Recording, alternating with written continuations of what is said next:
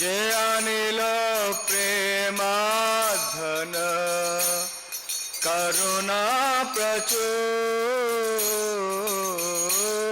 जय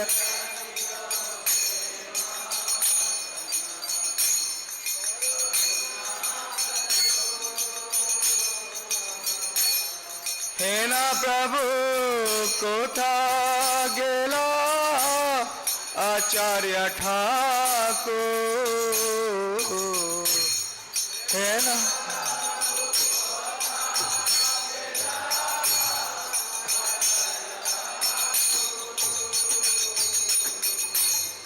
कहाँ मोरा स्वरूप रूप कहाँ सनातन कहाँ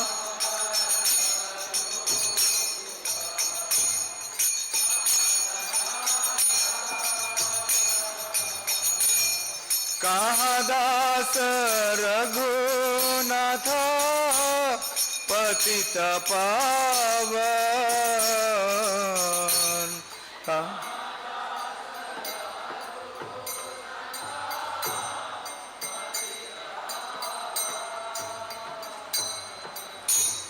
कहाँ मोरा भट जुग कहाँ कबीरा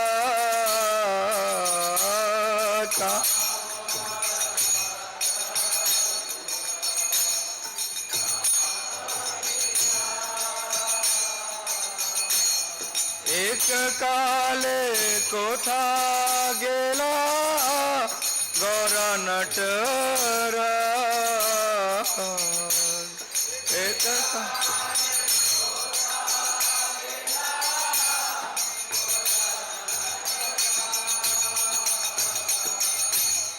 पाषाणे कुटीब माथा अनले पशिब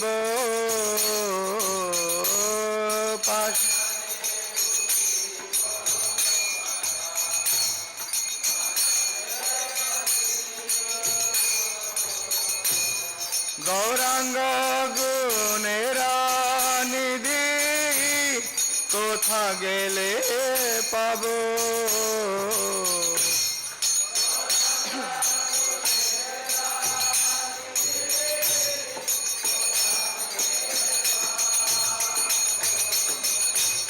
से सब संगीरा संगे जे कैलो विलास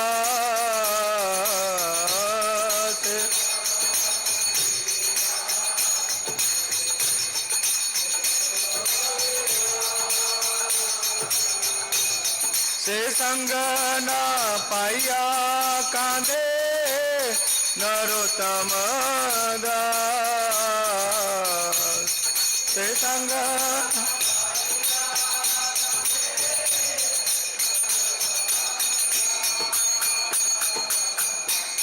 जे अनिल प्रेमाधन करुणा प्रचुर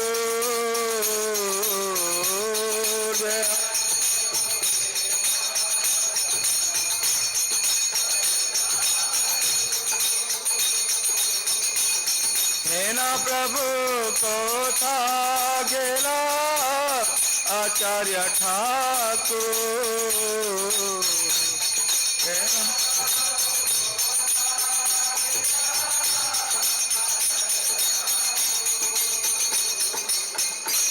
जय ओम विष्णुपाद परमहंस परिवाजकाचार्य अष्टोत्तर शत श्रीमद कृष्ण कृपा श्रीमूर्ति अभय चरणारविंद भक्ति वेदांत स्वामी शिल प्रभुपाद की जय।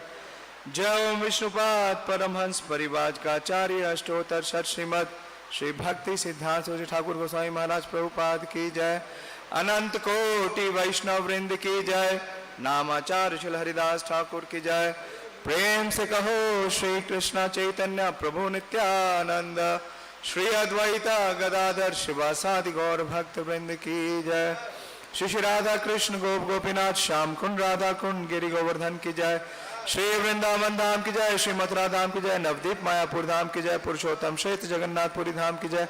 गंगा माई की जय। जमुना माई की जय। तुलसी देवी की जय। भक्ति देवी की जय। श्री गदाधर पंडित गोस्वामी तिरुभाव तिथि महामहोत्सव की जय। शिला भक्ति विनोद ठाकुर तिरुभाव तिथि महामहोत्सव की जय। अनंत कोटि वैष्णव वृंद की जय। ताई गौर प्रेम आनंदे। All glories to the assembled devotees, all glories to the assembled devotees, all glories to Sri Guru and Gauranga. हरे कृष्णा। तो दो तिरुभाव है, श्रील भक्ति विनोद ठाकुर, इनका इतना महत्वपूर्ण योगदान है जो हमारा ये पूरा गौड़ीय वैष्णव समाज है। प्रभुपाद ने कहा ये सदा ऋणी है श्रील भक्ति विनोद ठाकुर जी का। लेकिन श्रील भक्ति विनोद ठाकुर का आविर्भाव होता है चैतन्य महाप्रभु के प्राकट्य के बाद, और चैतन्य महाप्रभु के समकालीन है श्री गदाधर पंडित गोस्वामी, तो उनका भी तिरुभाव है। तो पहले उनके बारे में थोड़ी चर्चा करेंगे। उनका वर्णन चैतन्य भागवत और चैतन्य चरित्रामृत दोनों ही ग्रंथों में बहुत विस्तार से है। आज फास्टिंग है प्रभु जी, आज फास्टिंग है, भक्ति विनोद ठाकुर जी का आज तिरुभाव है। हाँ, तो थोड़ा समय अगर दें तो दोनों के बारे में थोड़ा वर्णन करने का प्रयास करेंगे क्योंकि चैतन्य चरित्रामृत और आदि लीला, श्री चैतन्य वृक्ष के स्कंद, शाखाएं तथा उपशाखाएं और प्यार संख्या 15। जयो जयो श्री चैतन्य जयो नित्यानंद, जय द्वैत चंद्र जय गौर भक्त वृंदा, जयो जयो श्री चैतन्य जयो नित्यानंद,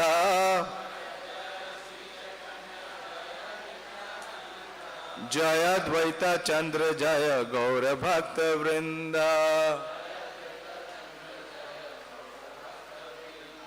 जयो जयो श्री चैतन्य जयो नित्यानंद,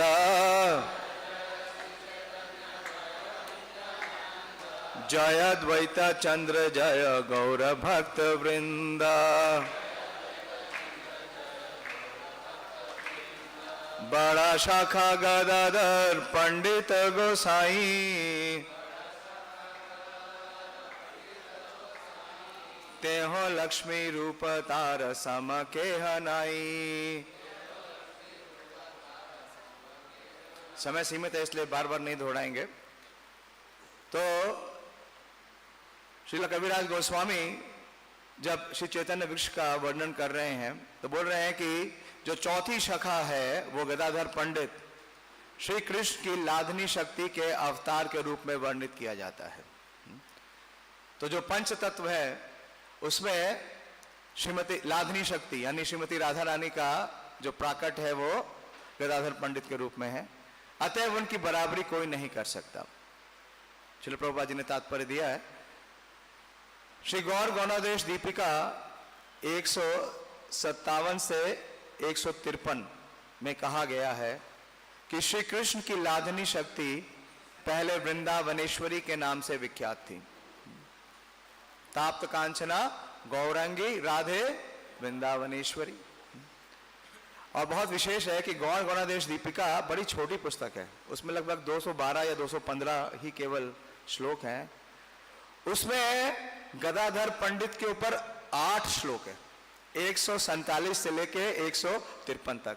ज्यादातर गौर गौणादेश दीपिका में एक श्लोक में 2 पर्सनैलिटीज के बारे में बता देते हैं, लेकिन यहाँ एक पर्सनैलिटी गदाधर पंडित के बारे में बताने के लिए श्री कवि कर्णापुर ने 8 श्लोक लिए हैं। क्यों? क्योंकि वह श्री कृष्ण की लाधनी शक्ति है। अब श्री चैतन्य महाप्रभु की लीलाओं में श्री गदाधर पंडित के रूप में उनका आविर्भाव हुआ है। श्री स्वरूप दामोदर गोस्वामी ने इंगित किया है कि श्री कृष्ण की लाधनी शक्ति लक्ष्मी के रूप में वह भगवान। तो अब देखिए 2 चीजें हैं। यहां पे बोल रहे हैं कि वो भगवान की लाधनी शक्ति है। भगवान की लाधनी शक्ति कौन है? श्रीमती राधा रानी। लेकिन प्यार में कविराज गोस्वामी क्या लिख रहे हैं? तेहो लक्ष्मी रूपा। तो राधा रानी को लक्ष्मी क्यों बोल रहे हैं? हा? लक्ष्मी का रूप क्यों बोल रहे हैं? लक्ष्मी कहां से प्रकट होती है? हाँ, श्रीमती राधा रानी से। तो इसके बारे में भी विचार करेंगे, चर्चा करने का प्रयास करेंगे, क्योंकि इस अवतार में वो श्रीमती राधा रानी का जो भाव है उसको प्रकट नहीं करती। कौन सा भाव प्रकट करती हैं? वो जो लक्ष्मी, यानी कि जो लक्ष्मी का मूल है वो कौन है? श्रीमती रुक्मणी देवी। तो वाम भाव से वो दक्षिण भाव, कभी भी वाम भाव नहीं प्रकट करती। तो इसलिए उनको यहां क्या बोल रहे हैं? तेहो लक्ष्मी रूपा। श्री स्वरूप दामोदर गोस्वामी ने इंगित किया है कि कृष्ण की लादनी शक्ति लक्ष्मी, तो सही है, लादनी शक्ति लक्ष्मी के रूप में वो प्रकट हो रही है, क्योंकि वो जो मूड है, जो श्रीमती राधा रानी का जो मूड है, कौन सा है? मान, वो प्रकट नहीं करती इस लीला में। श्री स्वरूप की लादनी शक्ति लक्ष्मी के रूप में वे भगवान की पहले श्याम सुंदर वल्लभा के रूप में अत्यंत प्रिय थी। वही श्याम सुंदर वल्लभा चैतन्य महाप्रभु की लीलाओं में गदाधर पंडित के रूप में उपस्थित रहीं। पहले वे ललिता सखी के रूप में श्रीमती राधा रानी की सेवा के लिए सर्वदा समर्पित थी। इस प्रकार गदाधर पंडित एक साथ श्रीमती राधा रानी तथा ललिता सखी के अवतार हैं। यह भी बहुत विशेष है। वो केवल श्रीमती राधा रानी की अवतार नहीं है, समावेश है। चैतन्य लीला में सब में क्या है? समावेश है। कहां से शुरू होता है? श्री कृष्ण चैतन्य राधा कृष्ण नाही अन्य, समावेश है। ऐसे ही गदाधर पंडित में भी समावेश है, श्रीमती राधा रानी और ललिता सखी का। चैतन्य चरितामृत के इस खंड के 12वें अध्याय में श्री गदाधर पंडित के वंशजों अथवा उनकी गुरु शिष्य परंपरा का वर्णन हुआ है। ओम अज्ञान तिमिरंधस्य ज्ञानांजना शलाकया चक्षुरुन्मीलितं येन तस्मै श्री गुरुवे नमः। श्री चैतन्य मनोभीष्टं स्थापितं येन भूतले स्वयं रूप कदा मह्यं ददाति स्वपदान्तिकं। वन्देऽहं श्रीगुरो श्रीयुतपदकमलं श्रीगुरून् वैष्णवांश्च। श्रीरूपं साग्रजातं सहगण रघुनाथान्वितं तं सजीवं साद्वैतं सावधूतं परिजन सहितं कृष्ण चैतन्य देवं। श्री राधा कृष्ण पादान् सहगण ललिता श्री विशाखान्वितंश्च। हे कृष्ण करुणा सिंधु दीनबंधु जगतपते गोपेश गोपिका कांत राधा कांत नमस्तुते। ताप्त कांचन गौरांगी राधे वृंदावनेश्वरी वृषभानुसुते देवी प्रणमामि हरिप्रिये। वाञ्छाकल्पतरुभ्यश्च कृपा सिन्धुभ्येव च पतितानां पावनेभ्यो वैष्णवेभ्यो नमो नमः। जय श्री कृष्ण चैतन्य प्रभु नित्यानंद श्री अद्वैत गदाधर शिवासादि गौर भक्त वृंद। हरे कृष्णा कृष्णा कृष्णा हरे हरे, हरे राम राम राम हरे हरे। नमो विष्णुपादाय कृष्ण पृष्ठाय भूतले श्रीमते भक्ति वेदांत स्वामिनिति नामिने। नमस्ते सारस्वते देवे गौरवाणी प्रचारिणे निर्विशेष शून्यवादी पाश्चात्य देश तारिणे। हरे कृष्णा। तो श्री कृष्ण क्या है? वो गोविंदम आदि पुरुषम तमहम भजामि। और भगवान श्री कृष्ण का जो विस्तार है वो साइमल्टेनियस को एक्सपेंशन है। हिज ग्रेस गोपी प्राणधन प्रभु बतलाते हैं कि कृष्णा एक्सपेंड साइमल्टेनियसली, को एक्सपेंशन। पहला विस्तार क्या है? सब जानते हैं, बलराम। लेकिन साथ ही साथ दूसरा उनका विस्तार का है श्रीमती राधा रानी। कृष्ण है आदि पुरुष और उनकी आदि शक्ति है श्रीमती राधा रानी। तो एक से क्या हो गए? दो, और दो से फिर क्या हो गए? एक। श्री कृष्णा चैतन्य राधा कृष्ण नाही अन्य। यहां तक तो ठीक है राधा कृष्ण लीला में, लेकिन जो चैतन्य लीला है वो बड़ी बिविल्डरिंग है, क्योंकि वो दो फिर से एक हो गए और एक नहीं रहे, पांच हो गए।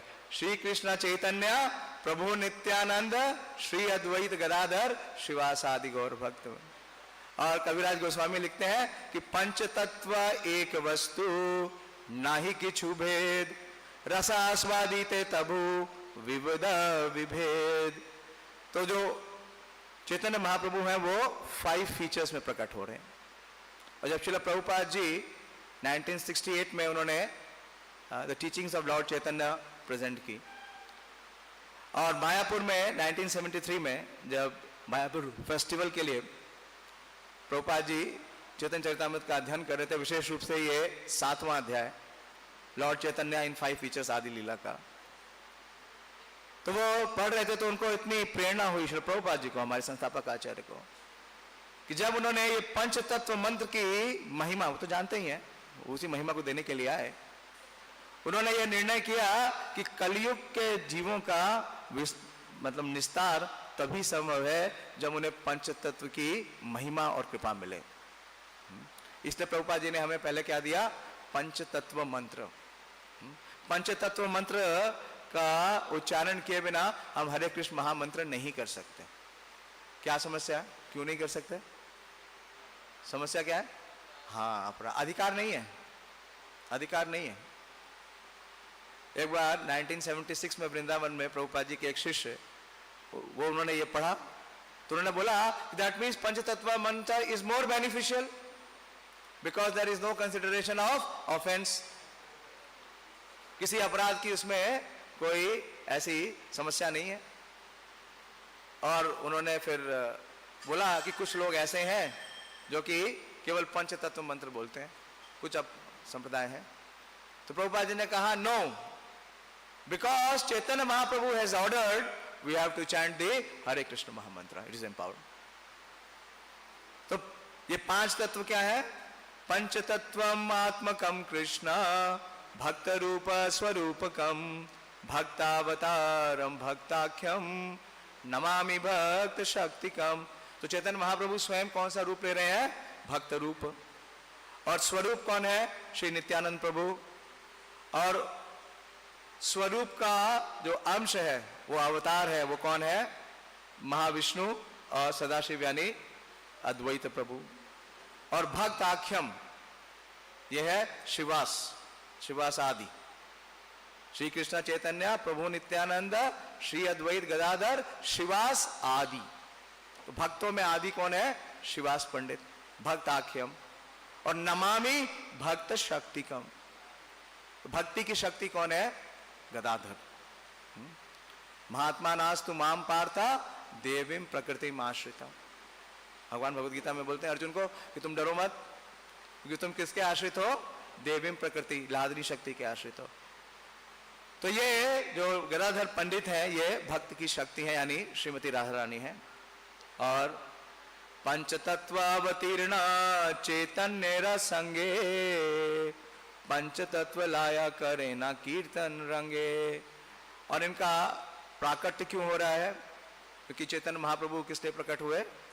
इस कलयुग का धर्म की स्थापना करने के लिए। तो इसलिए ये इस रूप में, इस बहुत विशेष रूप में आ रहे हैं। अब प्रश्न ये आता है कि श्रीमती राधा रानी पुरुष रूप में कैसे प्रस्तुत हो रही हैं?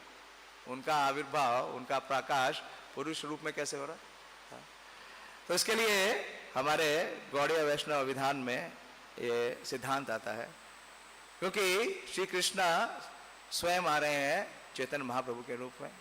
और चैतन्य लीला में उन्होंने क्या स्वीकार किया? सन्यास। और सन्यास का धर्म क्या है कि कोई भी जो स्त्री है वो सन्यासी के निकट नहीं आ सकती। तो ये गौड़ीय वैष्णव विधान में ये प्यार है, सन्यासी आश्रमे निंदय स्त्री पराशिते बहु प्रियसी पुरुष रूपे जन्मे चैतन्य सहिते।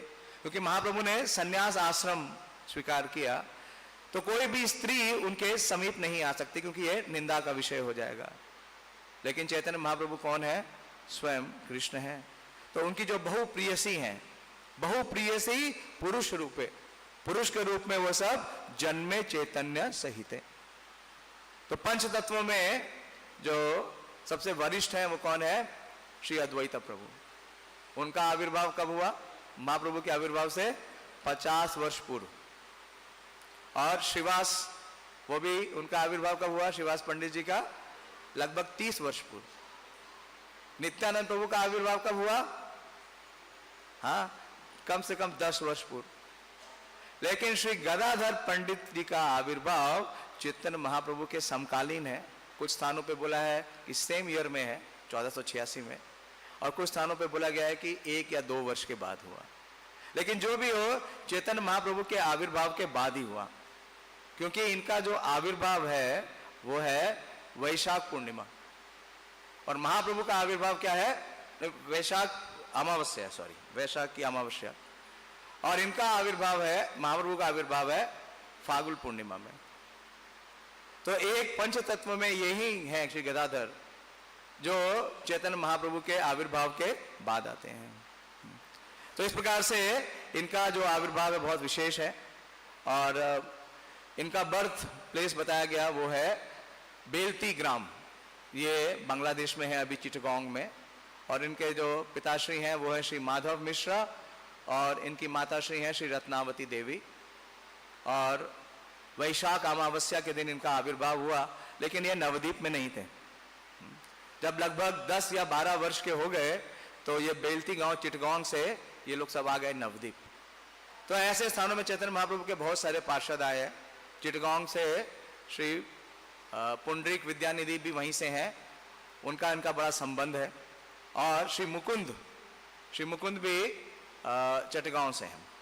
इन तीनों का आपस में बड़ा गहरा संबंध है चैतन्य लीला में।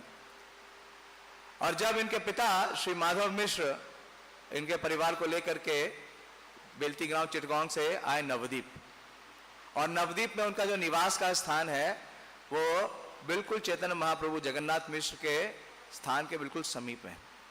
आप लोग मायापुर जाते हैं? हाँ, तो मायापुर में श्री गदाधर आंगन है। गदाधर आंगन कहाँ है? हाँ, श्रीवास आंगन का ही एक्सटेंडेड पार्ट है। हाँ, और वहां से योगपीठ कितनी दूर है? मुश्किल से 500 मीटर, 500 मीटर भी नहीं है। तो पूरे बाल्यावस्था से इनको चैतन्य महाप्रभु का बहुत सानिध्य मिला। ना सिर्फ बिल्कुल समीप में रहते थे, बल्कि एक ही स्कूल में पढ़ते थे। दोनों का विद्यालय एक था, दोनों के टीचर एक थे, श्री गंगादास पंडित, उनके टोल में जाते थे, और दोनों की कक्षा भी एक थी, स्कूलमेट, बैचमेट और सोलमेट। और इस प्रकार से, लेकिन बाल्यावस्था में चैतन्य महाप्रभु वो भक्ति का प्रकाश नहीं करते थे। वो किसका प्रकाश कर रहे थे? विद्या विलास। और उनके बैचमेट थे श्री गदाधर और श्री मुकुंद, और इन दोनों को सबसे ज्यादा सताते थे निमाई। कभी भी इन्हें पकड़ लेते थे और पूछते थे कि आज तुमने क्या सीखा, और जो भी वो उत्तर दे उसको क्या करते थे? निरस्त करते थे। एक दिन महाप्रभु ने पकड़ लिया, निमाई ने पकड़ लिया गदाधर को। गदाधर हमेशा उनसे दूर रहते थे, भागते रहते थे। तो प्रभु बोले, कहा देखी मुक्तिर लक्षण, व्याख्या करीते ना जानिला। तो एक दिन उनसे पूछ लिया कि बताओ मुक्ति क्या है। निमाई ने पूछा गदाधर से कि मुक्ति क्या है, और गदाधर ने कहा अत्यांतिका दुख नाश मुक्तिरा प्रकाश। तो निमाई ने इसे निरस्त कर दिया। क्यों? क्योंकि मुक्ति हित्वा अन्यथा रूपम स्वरूपेण व्यवस्थिति। तो इस प्रकार से, लेकिन वो पूरी तरह निरस्त करते, तो बचते थे, भागते थे कि हमारा टाइम क्या होगा? वेस्ट होगा।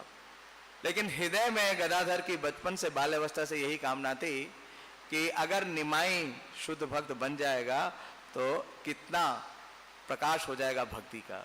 तो वो हमेशा ये प्रार्थना करते थे। और जब चैतन्य महाप्रभु गया गए श्री जगन्नाथ मिश्र के श्राद्ध करने के लिए, और वहाँ से दीक्षा लेके आए श्रीपाद ईश्वरपुरी से, तो पूरा परिवर्तित हो गए। और परिवर्तित होने के बाद उन्होंने अपनी पहला जो भाव है उसका प्रकाश किया श्री शुक्लांबर ब्रह्मचारी के निवास पे। शिवास आंगन से पहले जो महाप्रभु का मीटिंग पॉइंट था, श्री श्री राधा पार सारथी ललिता विशाखा जू की जय, श्री श्री सीताराम लक्ष्मण हनुमान की जय, श्री श्री निताय गौर सुंदर की जय, वो था श्री शुक्लांबर ब्रह्मचारी का निवास। और जब शुक्लांबर ब्रह्मचारी के स्थान पे चैतन्य महाप्रभु ने बहुत ही अपने निकटतम पार्षदों को बुलाया, और उन पार्षदों में श्री गदाधर भी आमंत्रित थे। लेकिन गदाधर उनके सामने नहीं गए, अंदर एक अलग कक्ष में थे। और चैतन्य महाप्रभु अब निमाई पंडित से ट्रांसफॉर्म हो गए, क्या हो गए, वो एक भक्त के वेश में आ गए और भावावेश में रहते थे। तो उनका भावावेश देख के, उनका क्रंदन देख करके गदाधर मूर्छित हो गए। और जब गदाधर मूर्छित हो गए तो चैतन्य महाप्रभु ने उनकी बहुत प्रशंसा की। उन्होंने कहा कि मैंने तो अपना जीवन ऐसे ही व्यर्थ गंवा दिया, किसमें, हाँ, विद्या का विलास करने में। लेकिन गदाधर बहुत ही शुद्ध हैं, क्योंकि उन्होंने शुरू से क्या किया, भगवान के प्रति उनका आकर्षण है, उनकी मति कृष्ण में रही। तो इस प्रकार से उनकी बहुत सराहना की। और जब भी निमाई यानी कि चैतन्य महाप्रभु बहुत भावावेश में आते तो गदाधर उन्हें शांत करते। एक बार ऐसा हुआ कि उनके निवास स्थान पे चैतन्य महाप्रभु बहुत भावावेश में आ गए और पूछने लगे कि कृष्ण कहाँ, कृष्ण कहाँ।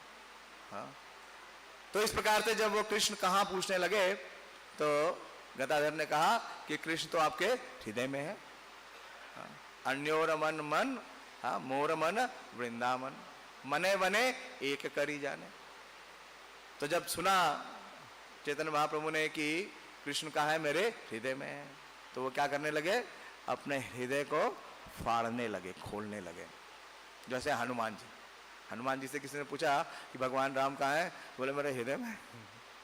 तो ये देख के सची देवी बहुत भयभीत हो गई, बहुत घबरा गई। तो उस समय गदाधर पंडित गोस्वामी ने उन्हें बहुत शांत किया, उन्हें समझाया। तो इस प्रकार से सची देवी ने उन्हें ये आदेश दिया कि आप कभी भी निमाई का संग मत त्यागना। तो इस प्रकार से हम देखते हैं कि नवद्वीप में और नीलाचल में हमेशा उनका आपस में इतना प्रगाढ़ संग था, कभी संग का त्याग नहीं हुआ। जब तक महाप्रभु नवद्वीप में थे तब तक वो नवद्वीप नीला में महाप्रभु के संग थे, कीर्तन विलास में। और जब उन्होंने संन्यास ले लिया उसके पश्चात वो नीलाचल में भी थे। और नीलाचल में बहुत विशेष है, कई बार हम सुनते हैं या हम पढ़ते हैं कि जब महाप्रभु पुरी में थे तो उन्होंने पहले 6 वर्ष तो गमन आगमन लीला किया और 18 वर्ष तक उन्होंने गंभीरा में एकांतवास किया। और उनके निकटतम संगी कौन थे, श्रील स्वरूप दामोदर गोस्वामी, श्री रामानंद राय, श्री की महती और श्री माधवी देवी। गदाधर का कहीं नाम नहीं है, गदाधर पंडित है नहीं। तो उसके पीछे आचार्य बतलाते हैं, विशेष रूप से मैंने सुना था, श्रवण किया था प्रबोधानंद सरस्वती महाराज से, यहीं पर उन्होंने क्लास दी थी 2018 में। तो बहुत विशेष रहस्य बता रहे थे। वो बोल रहे थे कि श्री गदाधर क्यों नहीं है गंभीरा में, उसका कारण है क्योंकि चैतन्य महाप्रभु ने इस लीला में क्या किया है, उन्होंने राधा भाव द्वितीय सुवलितम, उन्होंने जो गदाधर का जो राधा रानी का भाव है उनकी कांति को क्या कर लिया है, वर्ण कर लिया, चुरा लिया है। लेकिन आप क्या किसी का कोई नोट्स चुरा लो, किसी की कॉपी चुरा लो, तो क्या आप उसके जैसे क्लास दे सकते हो? नहीं दे सकते। क्या करना पड़ेगा, नोट्स को समझना पड़ेगा, जानना पड़ेगा। हाँ। और दूसरा कारण, तो श्रीमती राधा रानी कौन है, वो गदाधर है। लेकिन जैसे मैंने बताया वो मान नहीं प्रकट कर रही इस लीला में, अपना वो जो मूड है सल्किननेस का वो नहीं प्रकट कर रही है। तो वो कौन सा मूड ले रही है, वो श्रीमती रुक्मणी देवी का मूड ले रही है, बिल्कुल सबमिसिव है। केवल एक इंस्टेंस में वो अवज्ञा करती हैं। और कृष्ण लीला में श्रीला कविराज गोस्वामी लिखते हैं कि 2 प्रकार की नायिकाएं हैं। एक है वाम एक गोपी गण, दक्षिण एक गण, नाना भावे कराए कृष्ण रसा आस्वादन। तो वाम पक्ष की जो गोपियां हैं उसमें सबसे अग्रणी कौन है, हाँ, ललिता देवी। और ललिता देवी से भी सर्वोपरि कौन है, श्रीमती राधा रानी। तो वो क्या करती, जो नायिका है वो कभी भी अपने नायक के नियंत्रण में नहीं होती, बल्कि नायक को नियंत्रण में करती है। लेकिन जो दक्षिण भाग की दक्षिण पक्ष की नायिका है वो हमेशा नायक के पक्ष में रहती है, उनके नियंत्रण में रहती है। तो यहां पे रोल चेंज हो गया। श्रीमती राधा रानी का जो मूड है और जो कांति है उसको चुरा लिया। भगवान भगवत गीता में जब अपनी शक्तियों के बारे में वर्णन करते हैं तो बोलते हैं रसोम अपसु कौन्तेय प्रभा अस्मि शशि सूर्ययो। तो शशि और सूर्य में जो प्रभाव है, जो हीट है और एनर्जी है, अगर उसको निकाल दो तो क्या है? कुछ है? कुछ नहीं है। हा? तो इसी प्रकार से श्रीमती राधा रानी की जो कांति है और उनका जो भाव है उसको चुरा तो लिया महाप्रभु ने, लेकिन उसका प्राकट्य नहीं कर सकते, उसको आस्वादन नहीं कर सकते। तो इसलिए वो क्या करते हैं, वो गंभीरा में रहते हैं और गदाधर पंडित पुरी में कहाँ रहते हैं? यमेश्वर टोटा में। और डेली चैतन्य महाप्रभु भागवत पढ़ने के बहाने, भागवत सुनने के बहाने कहाँ जाते हैं? यमेश्वर टोटा, यानी टोटा गोपीनाथ में। और एक वक्त बता रहे थे डेली क्लास होता था 2 to 5, 3 घंटे का क्लास डेली, दिन में 2 बजे से लेके शाम के 5 बजे तक। और चैतन्य महाप्रभु आते थे और चैतन्य महाप्रभु क्या सिखाते थे? जो राधा भाव है, हाँ, उसकी क्लास श्री गदाधर पंडित लेते थे। इसलिए वो गंभीरा में नहीं हो सकते और जो वो सीख के आते थे रात में वही प्रैक्टिस करते थे। जैसे आज यहाँ पे अगर समझ लीजिए कोई प्रभुपाद जी का रोल करना चाहता है तो प्रभुपाद जी का रोल वो तभी कर सकता है ना जब प्रभुपाद जी सामने स्टेज पे उपस्थित नहीं है, किसी का भी रोल। हाँ, या यहाँ पे अभी जीबीसी है हमारे श्री गुरु प्रसाद स्वामी महाराज, तो उनका रोल प्ले कोई तभी कर सकता है जब तक गुरु प्रसाद स्वामी महाराज वहाँ स्वयं उपस्थित नहीं है। अगर वो स्वयं उपस्थित हो गए तो रोल करने वाले के लिए कोई स्कोप नहीं है। हाँ, कैसे रोल प्ले करेगा? ओरिजिनल वहाँ पे उपस्थित है। तो इसी प्रकार से क्योंकि गदाधर पंडित क्या है? स्वयं राधा रानी है, इसलिए वो गंभीरा में नहीं है। चैतन्य महाप्रभु वहां जाते हैं और उनसे इस प्रकार से वो ये अभिनय उनसे सीख के आते हैं। तो इस प्रकार से श्री गदाधर पंडित बहुत ही विशेष अवस्था है। और हम देखते हैं कि हमारे जो आचार्य हैं श्रील भक्ति विनोद ठाकुर, उन्होंने श्री गदाधर गौर गदाधर की स्थापना की। अब चैतन्य महाप्रभु के बर्थ प्लेस में जाएंगे योगपीठ में, वहां पे जो विग्रह स्थापित किया है श्रील भक्ति विनोद ठाकुर ने, वो श्री गौर गदाधर का है। उन्होंने अपने निवास स्थान पे स्वानंद सुखदा कुंज, वहां पे भी जो विग्रह स्थापित किया है वो किसका है? श्री गौर गदाधर का। इसके पीछे बहुत बड़ा रहस्य है। श्रील भक्ति सिद्धांत सरस्वती ठाकुर एक प्यार के तात्पर्य में बोलते हैं, चैतन्य भागवत आदि खंड 2 अध्याय और 2 प्यार, उसमें ये प्यार है, जयो नित्यानंद गदाधरेरा जीवन, जयो जय द्वैतादि भक्तेरा शरण। तो बता रहे हैं कि जो चैतन्य महाप्रभु के शुद्ध भक्त हैं उसमें 2 डिविजन्स हैं। और वो 2 डिविजन्स क्या है? चलो भक्तिदान सरस्वती ठाकुर लिख रहे हैं कि जो प्योर डिवोटीज हैं चैतन्य महाप्रभु के, वो सब क्या करते हैं? चैतन्य महाप्रभु की उपासना करते हैं। किस रूप में? श्री राधा गोविंद, श्री कृष्ण चैतन्य राधा कृष्ण ही अन्य। तो ऐसे जो श्री चैतन्य महाप्रभु की उपासना करते हैं श्री राधा गोविंद, वो सब गदाधर पंडित का आश्रय लेते हैं। और ये कौन से रस में सेवा करते हैं? माधुर्य रस में। और जो उनके शुद्ध भक्त हैं, जो श्री नित्यानंद प्रभु और अद्वैत आदि का आश्रय लेते हैं, वो बाकी और रसों में, यानी कि वात्सल्य और साख्य और दास्य, इन रसों में उनकी सेवा करते हैं।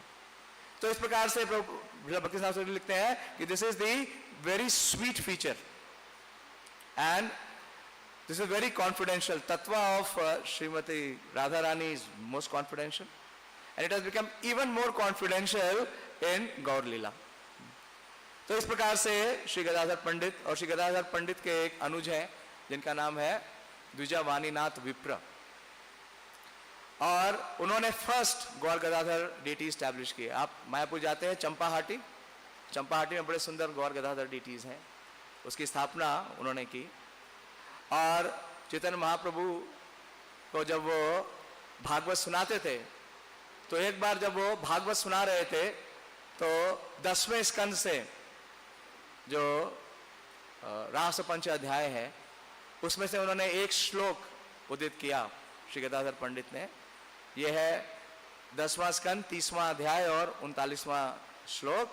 हे नाथ रमन प्रेष्ठ क्वासी क्वासी महाभुजा दास्यस्ते कृपणाया में सखे दर्शया सानिधिम। तो ये उस अवस्था का है जब भगवान श्री कृष्ण रास छोड़ के चले गए, सब गोपियों को छोड़ के चले गए और श्रीमती राधा रानी को भी छोड़ के चले गए। तो श्रीमती राधा रानी क्या कर रही हैं, उनको पुकार रही हैं, उनको ढूंढ रही हैं, बोल रही हैं क्वासी क्वासी आप कहाँ हैं, आप कहाँ हैं।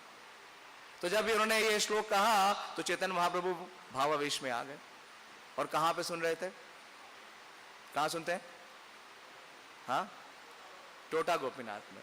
तो उस स्थान में महाप्रभु इतने भावावेश में आ गए तो वहां पे जो सैंड थी, जो रेत थी, उसमें हाथ पैर मारने लगे जोर जोर से। और रेत में हाथ मारते मारते उनके हाथ से क्या निकला, श्री टोटा गोपीनाथ का आविर्भाव हुआ। जो मूर्ति हम देखते हैं, आपने दर्शन किया है पुरी में टोटा गोपीनाथ, हाँ, उसका प्रकाश चैतन्य महाप्रभु, कुछ स्थानों पे ऐसा लिखा हुआ है कि उस मूर्ति का प्रकाश, उस विग्रह का प्रकाश, और वह विग्रह बहुत ही विशेष है।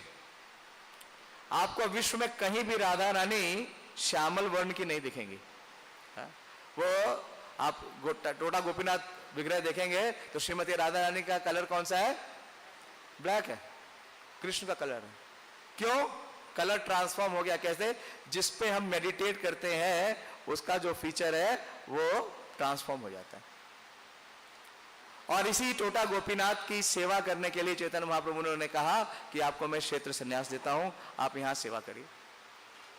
और जब महाप्रभु वृंदावन जाने लगे तो क्या कहा गदाधर पंडित ने कि भाड़ में गया मेरा क्षेत्र संन्यास, मैं आपके साथ आने जाता हूं। लेकिन महाप्रभु ने उनको अनुमति नहीं दी। और महाप्रभु ने अपनी आप्राकट्य लीला भी कहां से की, टोटा गोपीनाथ विग्रह में। अगर आप टोटा गोपीनाथ विग्रह में सुबह दर्शन करने जाएंगे तो वो स्थान दिखाते हैं, बतलाते हैं कि जहां से महाप्रभु अप्रकट हुए। तो इस प्रकार से बहुत विशेष है। और विरह की बहुत वेदना थी, उनका जो अंतिम समय था, आज तिरोभाव है। चैतन्य महाप्रभु के अप्रकट होने के बाद इतनी विरह की वेदना थी कि गदाधर पंडित झुक गए। वो झुक गए तो उनसे टोटा गोपीनाथ जी की सेवा नहीं होती। टोटा का मतलब है गार्डन। तो क्योंकि गार्डन में वो प्राप्त हुए, उनका नाम है टोटा गोपीनाथ। सेवा करने के लिए वो पहुंच नहीं पा रहे थे टोटा गोपीनाथ के मुखारविंद तक। तो टोटा गोपीनाथ क्या किए, बैठ गए। ऐसा विग्रह आपको शायद ही कहीं मिलेगा जहां पे भगवान श्री कृष्ण क्या है, बैठे हुए हैं। और वहां पे भागवतम की वो सेवा करते थे। वर्णन आता है कि श्रीवास आचार्य उनसे भागवतम सुनते थे। और जब वो भागवतम बोलते थे तो इतने आंसुओं की धारा आती थी कि उस समय तो हस्तलिखित लिपि थी, भागवतम की प्रिंटेड नहीं थी, सारी मिट जाती थी। और आज के दिन उनका तिरोभाव है, आज के दिन वो अप्रकट हुए। लेकिन वो पूरे जीवन भर ब्रह्मचारी रहे, उन्होंने कोई विवाह नहीं किया। उनका विवाह केवल चैतन्य महाप्रभु से उनकी सेवा था। तो इतनी निष्ठा, इतनी दृढ़ता और इतनी सेवा की भावना। और बहुत सारी पास टाइम्स हैं, लेकिन मैं श्रील भक्ति विनोद ठाकुर के ऊपर जरूर वर्णन करूंगा, हमारे परंपरा के मुख्य आचार्य हैं। तो आज उनका तिरोभाव है।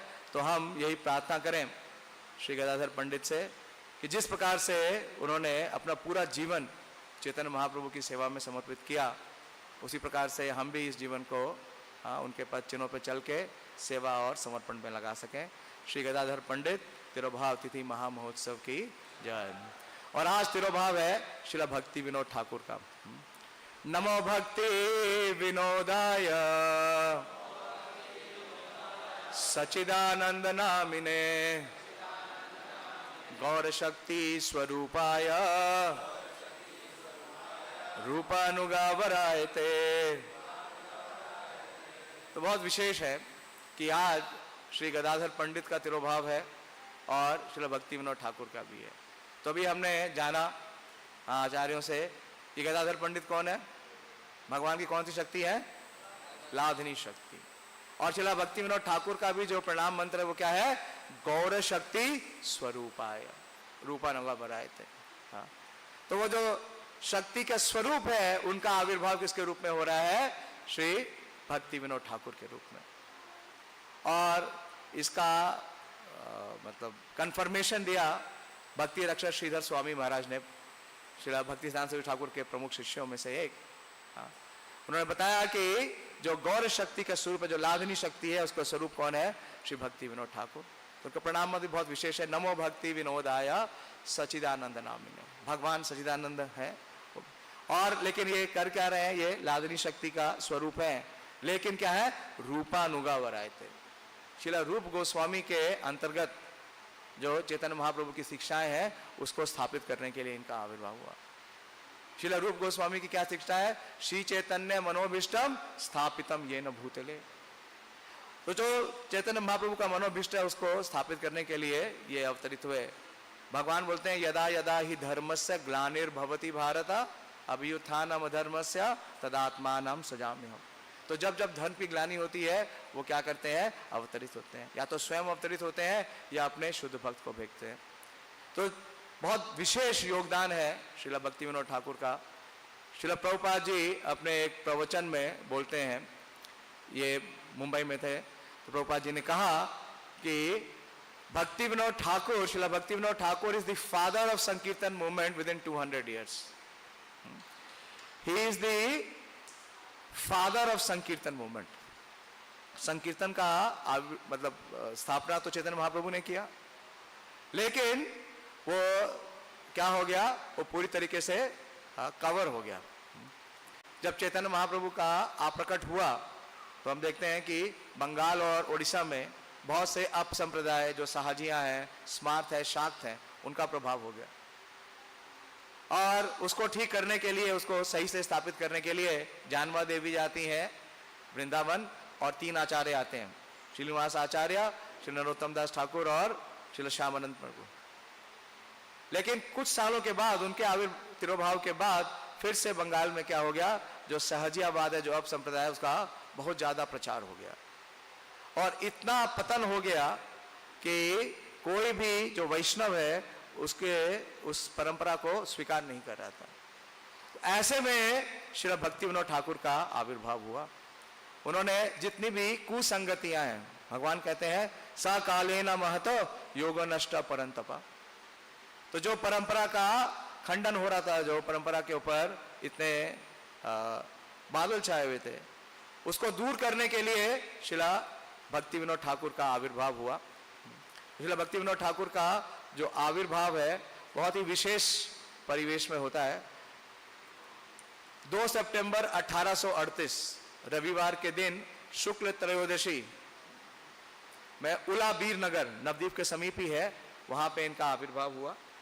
और जो इनके पिता हैं, वो बड़े ही संपन्न परिवार में थे, धनाढ़ थे, जमींदार थे, श्री आनंद चंद्र दत्त। और इनकी माता श्री हैं श्री जगन मोहिनी देवी, और ये तीसरे पुत्र थे अपने माता पिता के। इनका नाम रखा गया केदारनाथ दत्त। और ये उसी परंपरा से आ रहे हैं जो श्री नरोत्तम दास ठाकुर की है। उनके श्री पिता का नाम है श्री कृष्णानंद दत्त।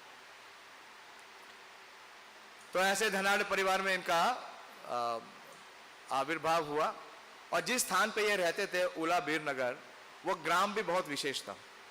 उसमें ज्यादातर बड़े ही कुलीन और संपन्न ब्राह्मण लोग रहते थे। तो पूरा परिवेश ऐसा मिला जो कि धार्मिक था। और इनकी शुरू से जो रुचि थी, वो रुचि ये थी कि वो महाभारत और रामायण सुनते थे। और उनको सुनाने वाले कौन थे? इनके गार्ड, उसका नाम आता है नाफ करके थे, वो उन्हें रामायण और महाभारत से सुनाते थे। केवल 2 वर्ष की अवस्था थी तो इन्होंने अपनी पहली पोयम कंपोज की। 2 वर्ष में बच्चा शायद बोल भी नहीं पाता है ठीक से, इन्होंने 2 वर्ष में अपनी पहली पोयम संपन्न की। और 6 वर्ष की अवस्था तक इन्हें पूरा सारा प्रसंग महाभारत और रामायण का कंठस्थ हो गया। तो इनकी रुचि एक ही विषय में थी, भगवान की लीलाओं का श्रवण करने के लिए। तो क्योंकि मैंने बताया कि ये अपने पिता के तीसरे पुत्र थे, इनके 2 बड़े भ्राता भी थे। जब ये 7 वर्ष की अवस्था में हुए तो इन्हें कृष्णा नगर में एक इंग्लिश कॉलेज था, शुरू से इनको इंग्लिश एजुकेशन दी, वहां पे इनको दाखिला किया गया। तो कृष्णा नगर थोड़ा दूर है जहां ये रहते थे उलाबीर नगर से। तो तीनों भाई मंडे से लेकर के सैटरडे तक या फ्राइडे तक जो भी उस समय होता था, वो अपने कॉलेज में रहते थे और वीकेंड में वापस आते थे घर पे रहने के लिए।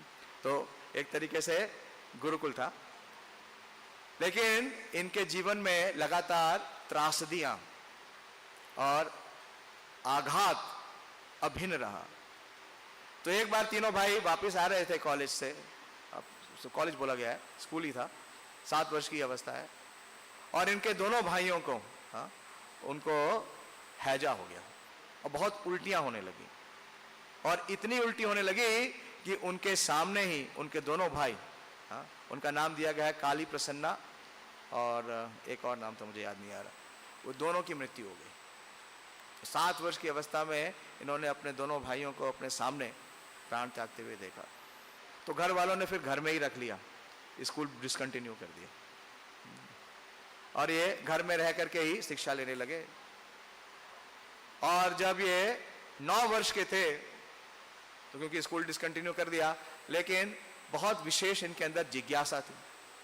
तो बंगाल में हम देखते हैं दुर्गा पूजा बहुत प्रखर रूप से मनाई जाती है। तो जब दुर्गा पूजा बनाई जाती थी, दुर्गा देवी की स्थापना होती थी मूर्ति में, तो जाके ये पुजारी से पूछते थे कि बताइए इसमें दुर्गा देवी का प्रवेश किस समय होता है। तो पुजारी बोलता था मैंने तो बनाई नहीं है। बनाई किसने है? हाँ, जो कुम्हार है उसने बनाई है, तो तुम उसके पास जाओ।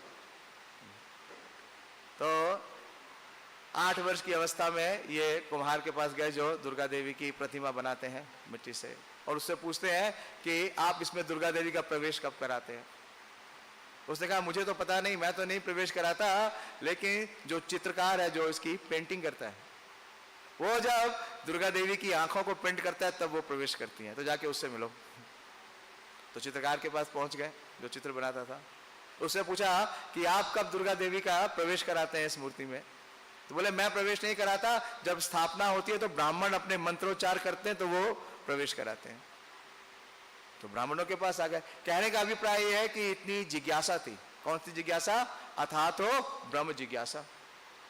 और जब ब्राह्मणों के पास आए तो बोले कि जब आप मंत्रोच्चार करते हैं तो देवी कैसे इसमें प्रवेश करते हैं। उन्होंने कहा हमें इससे कोई लेना देना नहीं है। तो बहुत विस्मित हुए और इन्होंने सारे ग्रंथ स्वयं पढ़े।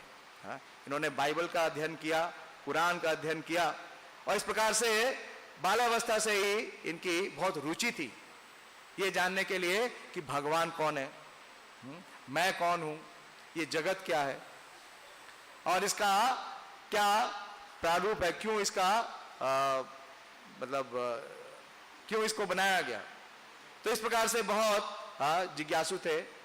और 11 वर्ष के जब ये हुए तो इनके पिता श्री आनंद चंद्र दत्त, उनका भी तिरोभाव हो गया। तो दोनों बड़े भाइयों का तिरोभाव तो पहले ही हो गया, और कुल 11 वर्ष की अवस्था में इनके पिता का भी तिरोभाव हो गया। 12 वर्ष की अवस्था में इनकी माताश्री ने इनका विवाह करा दिया, क्योंकि घर में इतना शोक था। तो उन्होंने उस माहौल को बदलने के लिए इनका विवाह कराया। और इनकी जो पहली पत्नी थी वो थी श्री शायामणि देवी, और इन्हें पहली बार बहुत सीवियर सिकनेस हुई, डिसेंट्री, ब्लड डिसेंट्री और स्किन डिसीज, और इतनी गंभीर हुई कि ठीक नहीं हो रही थी। तो उलाबीर नगर में एक फकीर थे, फकीर गोलोक, उन्होंने इनका ट्रीटमेंट किया और उन्होंने एक भविष्यवाणी की। उन्होंने कहा कि उलाबीर नगर में हैजा, कॉलेरा बोलते हैं, इतना प्रबल होगा कि यहाँ के सारे लोग मारे जाएंगे आपको छोड़ के। उसी प्रकार से जिस प्रकार से भगवान ने कहा कि महाभारत का युद्ध होगा और सारे लोग मारे जाएंगे 5 पांडवों को छोड़ के। और ऐसा ही हुआ। कुछ समय बाद वहां पे बहुत हैजा हुआ, लेकिन इनकी माता ने इन्हें पहले ही वहां से कैलकाटा भेज दिया अपने मामा के पास।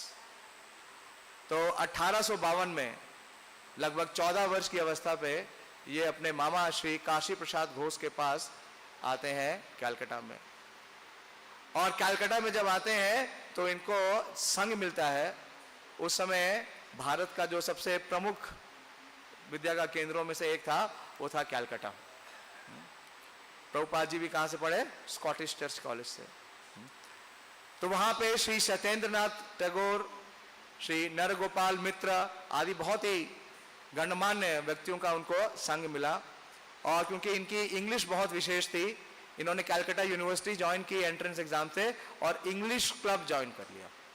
इंग्लिश क्लब, इंग्लिश में लिखते थे, इनका लेखन कार्य बहुत ही विशेष था। और इन्होंने पहली अपनी प्रस्तुतिकरण दी 12 वॉल्यूम्स में। पहली प्रस्तुतिकरण कितने थी? 12 पुस्तकें एक साथ दी और उसका नाम था द पोरियड, कि अलेक्जेंडर और पोरस का जो युद्ध हुआ था उसके ऊपर उन्होंने 12 पुस्तकें प्रस्तुत की। और विक्रम और वेताल सीरीज की लगभग 20 पुस्तकें प्रस्तुत की। इतना प्रखर लेखनकार है। आयु कितनी है? 1856, 38 में इनका जन्म हुआ है। कितने साल हुए? मुश्किल से 16 साल।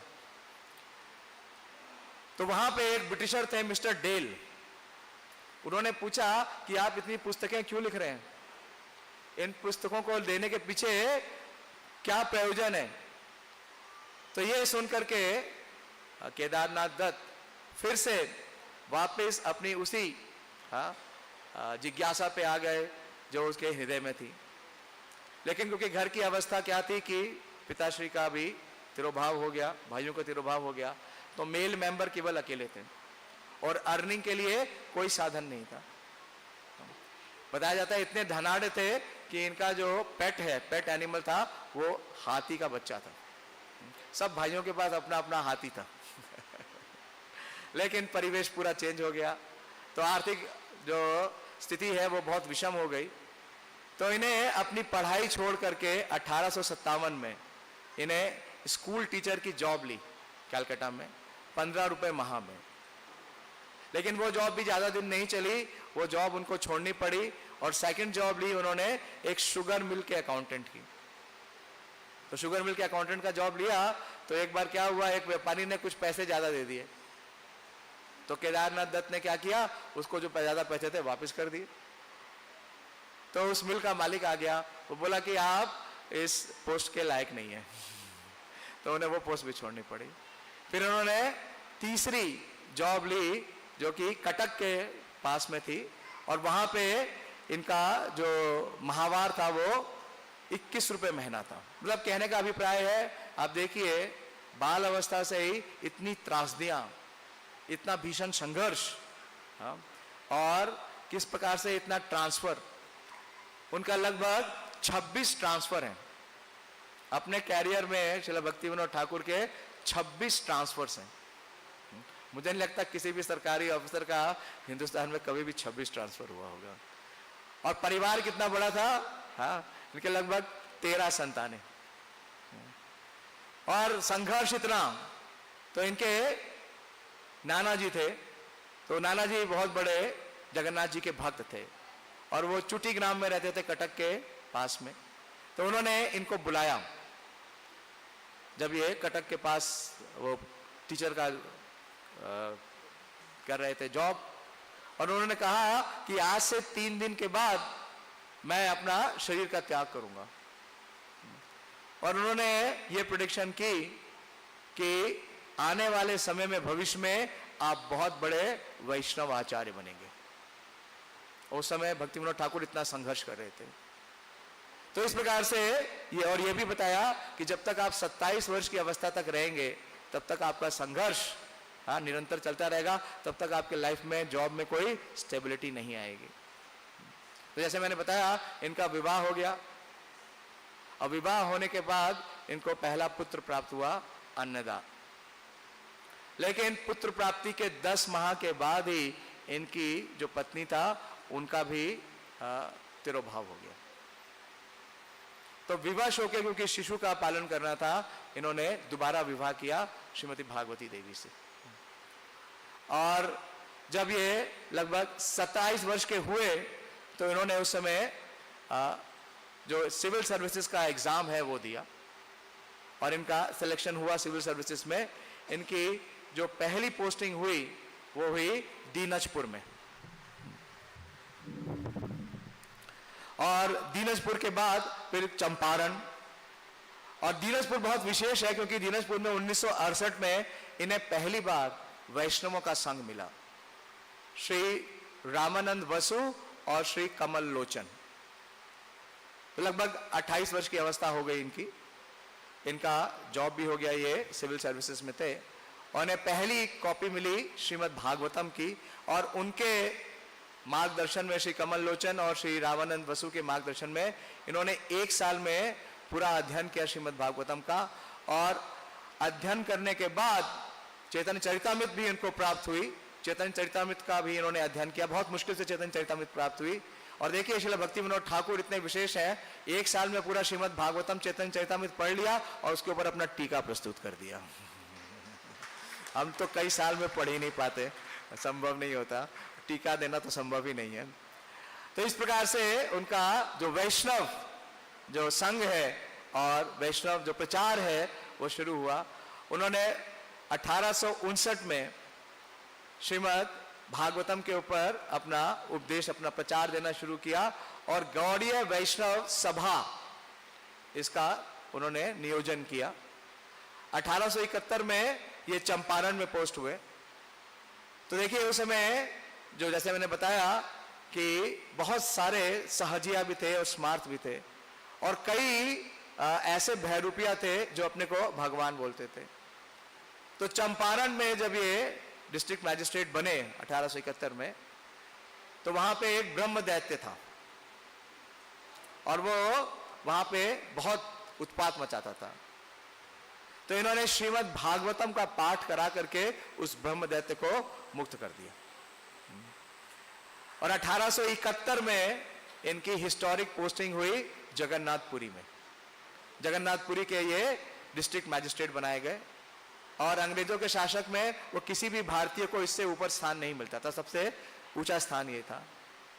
और इन्हें वहां पे 2 कार्यों के लिए भेजा गया विशेष रूप से, कि जितना जगन्नाथ मंदिर में जितनी विसंगतियां थी उसको समाप्त करना, और वहां पे उस समय जो पुरी के नरेश थे वो भी इन विसंगतियों में उनका भी हाथ था। उन्होंने उस समय वर्णन आता है कि लगभग जगन्नाथ मंदिर का 80,000 रुपए का गबन किया था। समझिए कब, 1400 के आसपास, 1500 में नहीं, 1500 क्यों, ये 1871 में 80,000 रुपए का। तो श्री भक्ति विनोद ठाकुर क्योंकि प्रशासनिक थे, उन्होंने उस राजा को कहा कि पैसे वापस करो। उसने वापस करने से इनकार कर दिया, और उसने एक ऐसा यज्ञ कराया, तांत्रिक यज्ञ, जिससे श्री भक्ति विनोद ठाकुर की मृत्यु हो जाए। लेकिन भक्ति विनोद ठाकुर की तो मृत्यु हो नहीं सकती। वो कौन है? गौर शक्ति स्वरूप आए हैं। उस तांत्रिक रस का फल यह निकला कि उस राजा के पुत्र की मृत्यु हो गई, और श्री भक्ति विनोद ठाकुर यथावत रहे। तो इस प्रकार से उन्होंने वहां की बहुत सारी विसंगतियों को समाप्त किया। और जब वो पुरी में थे तो वो उस स्थान पे गए जहां पे श्री हरिदास ठाकुर की समाधि है। गए आप पुरी में? श्री हरिदास ठाकुर की समाधि कहाँ है? जो हमारा मंदिर है, जो इस्कॉन का टेम्पल है, उसके ठीक सामने। तो वहां पे जब वो गए तो इतने प्रेरित हुए श्री हरिदास ठाकुर से, उन्होंने अपने उस पोयम की रचना की। बहुत फेमस पोयम है, He reasoned ill who says that Vaishnava die. When thou art living still in sound, Vaishnavas living try to spread the holy name around. और उस पुरी के पास ही वहां पे एक और तांत्रिक था, बहुत फेमस है, विश्वकेशेन, ज्यादा नहीं बताऊंगा। तो विश्वकेशेन क्या करता था? वो अपने को विष्णु मानता था, वो विष्णु है, और जगन्नाथ जी को बोलता था कि वो क्या है? वो तो दारू है, काठ है। और उसके पास इतनी तांत्रिक सिद्धियां थी कि जो अंग्रेज हैं, जो ब्रिटिशर्स हैं, वो भी उसके पास नहीं जाते थे, डरते थे। तो उन्होंने ये भार भी किसको दिया? भक्ति विनोद ठाकुर को दिया। और जब भक्ति विनोद ठाकुर उसके पास गए, विश्वकेशेन के पास, और उसे गिरफ्तार करना चाह रहे थे, तो विश्वकेशेन ने अपनी बहुत सारी जो यांत्रिक शक्तियां हैं उसका प्रयोग किया। इतना किया कि भक्ति विनोद ठाकुर का एक पार्ट पैरालाइज भी कर दिया, और उनके परिवार के जो सदस्य हैं, उनके संतान हैं, उनको सबको बहुत ही गंभीर रूप से प्रभावित किया। इतना प्रभावित किया कि भागवती देवी ने कहा कि आप इसे छोड़ दीजिए, नहीं तो क्या होगा, हमारा सारा परिवार ही मर जाएगा इस तांत्रिक की शक्तियों से। लेकिन भक्ति विनोद ठाकुर इतने दृढ़ प्रज्ञ थे, उन्होंने कहा कि चाहे हम सब मर जाएं, लेकिन इस बहुरूपियों को तो मैं इसका पर्दाफाश करूंगा। तो इस प्रकार से उन्होंने कई बहरूपिया थे, खाली विष्णु ही नहीं थे, वहां पे बलराम भी थे। खुर्दा के पास में एक बलराम का अवतार भी हुआ था, जो अपने आप को बलराम डिक्लेयर कर रहे थे। और जाजपुर में एक ब्रह्मा भी थे। उन सबको पकड़ा श्रील भक्ति विनोद ठाकुर ने, और इस प्रकार से उन्होंने कितनी कुसंगतियों का नाश किया। और पुरी में वो सत्संग करने लगे। श्री गोपीनाथ पंडित के अनुगत में उन्होंने षट संदर्भ, श्रील जीव गोस्वामी, भक्ति रसामृत सिंधु, इन सब का अध्ययन किया। और इन सभी पे उन्होंने 1 साल में अपना अध्ययन कंप्लीट किया और सब पे अपनी टीकाएं दी। तो ये बहुत विशेष है। वो जो भी ग्रंथ पढ़ते थे उस ग्रंथ के ऊपर अपनी टीका देते थे। इस प्रकार से श्रील भक्ति विनोद ठाकुर ने लगभग 150 ग्रंथ दिए। कितने? 150 ग्रंथ। उनका शेड्यूल बहुत विशेष है। वो शाम को 8 बजे सोते थे, रात को 10 बजे जग जाते थे, और रात को 10 बजे से लेके सवेरे 4 बजे तक, जब सारे लोग सोते हैं, वो अपना लेखन कार्य करते थे। वास्तव में हमारे आचार्य पूरे जीवन कभी सोए नहीं। श्रील प्रभुपाद ने भी इसी का अनुगमन किया। वो अपना लेखन कार्य करते थे। तो इस प्रकार से उनका बहुत बड़ा योगदान है। और सबसे बड़ा योगदान उनका है कि उन्होंने जो चैतन्य महाप्रभु का आविर्भाव स्थान है, हाँ, योगपीठ, उसको क्या किया? उन्होंने ढूंढ के निकाला। उनका एक और नाम है, वो है सप्तम गोस्वामी। तो जिस प्रकार से शिला सनातन गोस्वामी और रूप गोस्वामी को चैतन्य महाप्रभु ने ये आदेश दिया था, 4 आदेश दिए थे।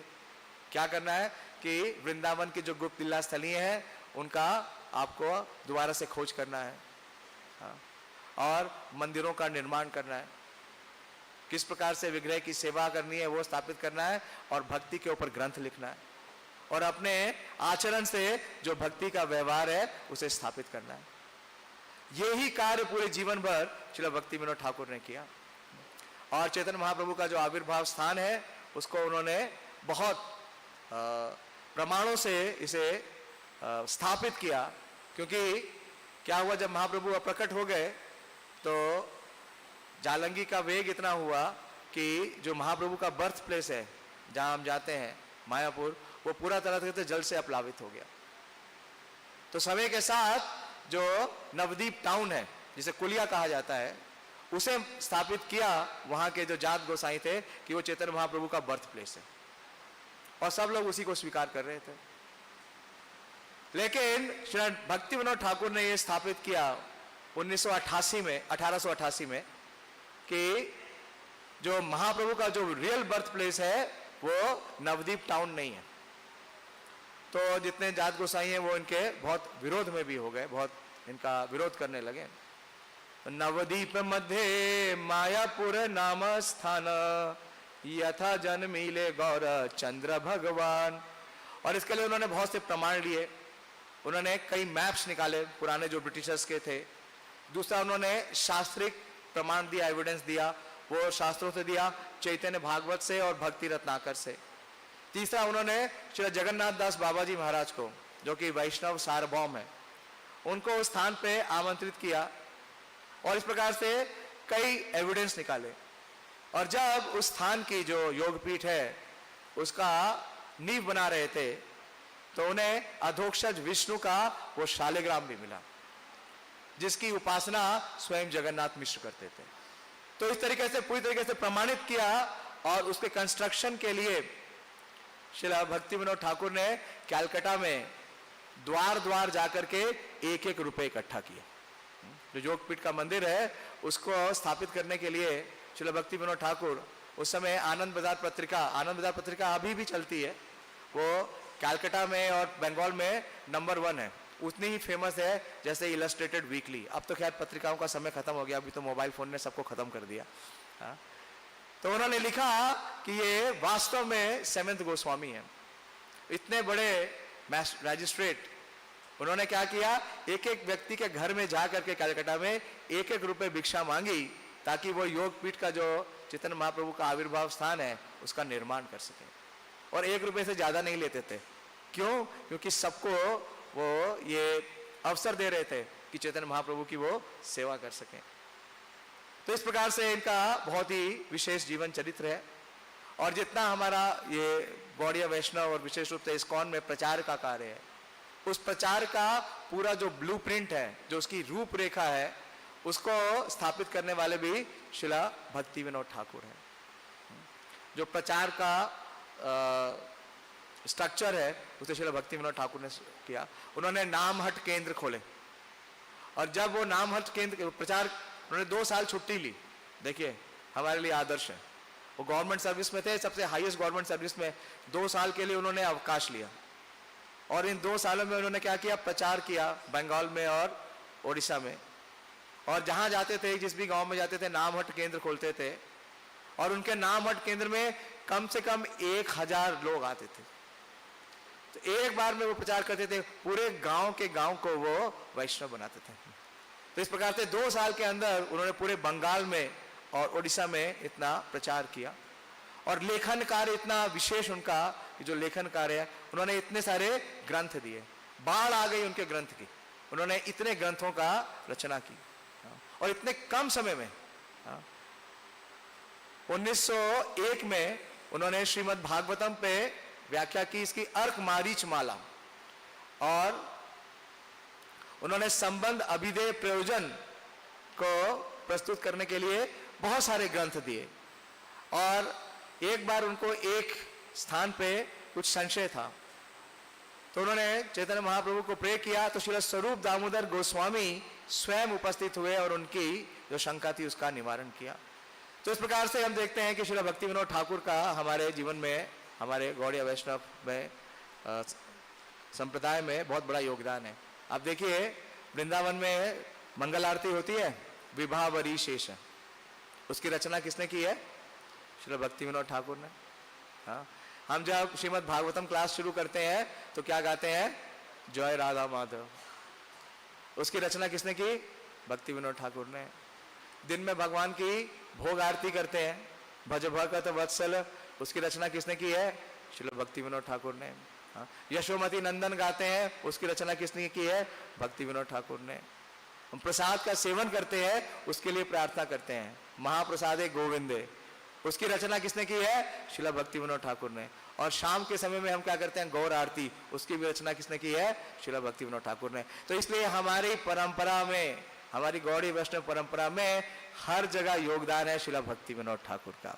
हाँ, तो इसलिए श्रीला प्रभुपाद जी ने कहा कि Srila Bhakti Vinod Thakur is the spiritual master of the spiritual master, क्योंकि उनके स्पिरिचुअल मास्टर कौन है? श्रीला भक्ति सिद्धांत सरस्वती ठाकुर। और श्रीला भक्ति सिद्धांत सरस्वती ठाकुर किसकी देन है? श्रीला भक्ति विनोद ठाकुर को। Thus he is our grand spiritual master. तो हम सब के आदर्श हैं श्रीला भक्ति विनोद ठाकुर, और आज उनका तिरुभाव है। तो आज उनसे यही प्रार्थना करें कि उन्होंने जो ये गौरवाणी, जो गौर संदेश है जो दिया है, चैतन्य महाप्रभु की टीचिंग्स, जिसे श्रील प्रभुपाद जी ने हमें प्रदान किया है, उसको हम उस जीवन में पूरी तरीके से स्वीकार करें और उनके दिए हुए आदर्शों पे हम चलें और अपने जीवन को सार्थक करें। श्री भक्ति विनोद ठाकुर तिरुभाव तिथि महामहोत्सव की जय। श्री गदाधर पंडित तिरुभाव तिथि महामहोत्सव की जय। अनंत कोटि वैष्णव की जय। पुष्पांजलि है। पुष्पांजलि कितने बजे प्रभु जी? 12:20 पे पुष्पांजलि है, तो आप सब जरूर आइए।